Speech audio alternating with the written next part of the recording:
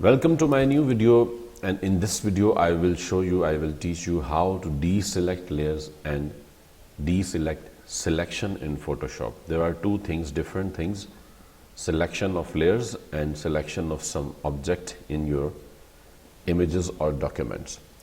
So for instance, as I have selected by using press and hold Control key these three layers, you can see these all layers are selected.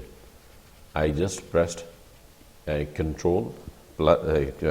hold. I just press and hold Control key, and you can see I have selected these layers.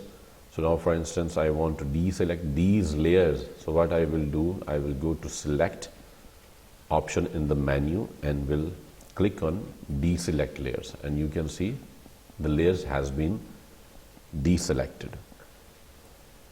And the second option, for instance, I want to deselect the selection.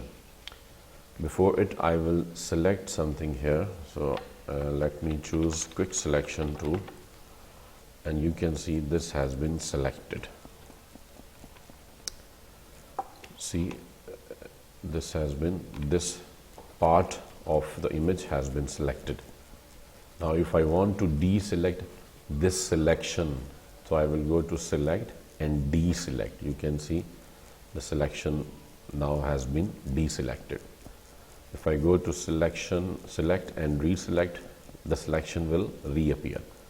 So instead of using from here Select, Deselect, there is also a keyboard shortcut key you can use, Control+D, to deselect this selection. See, Control+D I will press on my keyboard and the selection will disappear.